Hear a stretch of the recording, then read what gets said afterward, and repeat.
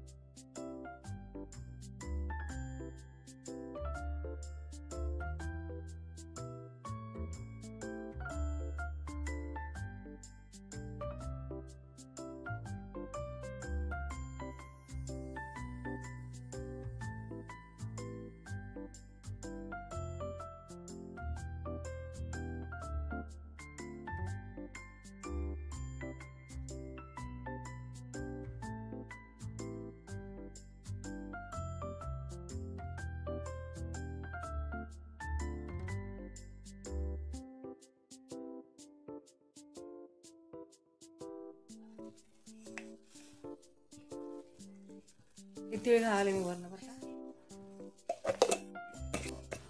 पावसाळ्यात आणि हिवाळ्यात तीळ भरपूर खावावं, हाडासाठी चांगलं असते ते।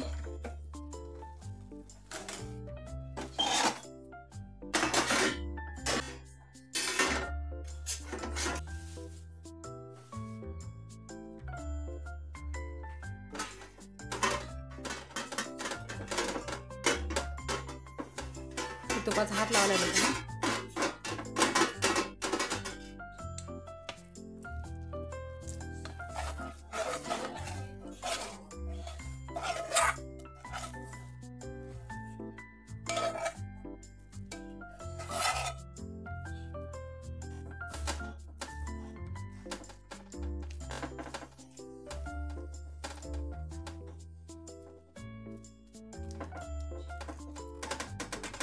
गरम आहे तेवढंच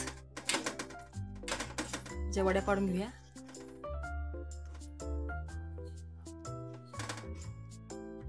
नमस्कार, आज मी ओल्या खोबऱ्याच्या गुळ आणि गुलकंद घालून वड्या करत आहे। तर ह्यासाठी माझ्याकडे 1.5 वाटी ओल्या खोबऱ्याचा खीस होता। मी 1 वाटी किंवा जवळजवळ 1.5 वाटीच मी गुळ घेतलेला आहे आणि गुलकंद मी अर्धा वाटी घेतलं। तूप मी 2 चमचे घेतले। पहिल्यांदा मी खोबऱ्याचा खीस तुपात चांगला लालसर होईपर्यंत भाजून घेतला। गूळ टाकून त्यात पाणी 1 वाटी टाकून त्याचा पाक करून घेतला। म्हणजे त्याला काय गोळी बनवायची नाही बरं का, एक तरी पाक करायचा नाही, त्याच्या अगोदरच ते बंद करायचं आहे। गूळ सगळा मेल्ट झाल्यानंतर थोडंसं तो गूळ पाक चिकट झाल्यानंतर मी भाजून घेतलेला जो नारळाचा खीस होता तो त्यात घालून एकजीव करून घेतला आणि ते थंड झाल्यानंतर मी वरून गुलकंद अर्धी वाटी घातलं आणि वेलदोडीची पूड घातली। सगळं मिश्रण गार झाल्यानंतर त्याच्या मी ह्या अशा वड्या पाडलेल्या आहेत। एकदा हे माझ्या पद्धतीने करून बघा। माझ्या चॅनलला लाईक करा, शेअर करा, सबस्क्राईब करा। ह्या ओल्या नारळाच्या जी बर्फी म्हणता येईल ही जास्त दिवस टिकणार नाही बरं का। तुमच्याकडे फ्रीज असेल तर 7-8 दिवस टिकल। ओला असल्या कारणाने ते तुम्ही जर फ्रीजमध्ये ठेवत नसाल तर ते 3-4 दिवसात तुम्हाला खाऊन संपवायला पाहिजे। तर ही फारच हेल्दी आहे कारण त्यात ओला नारळाचा खीस आणि तूप आहे, वेलदोड आहे, गुळ आहे आणि गुलकंद पण आपल्या शरीराला चांगलाच असतो, थंडावा देणार असतो बरं का। तर एकदा कमेंटमध्ये मला नक्कीच कळवा। माझ्या चॅनलला लाईक करा, शेअर करा, सबस्क्राईब करा। धन्यवाद।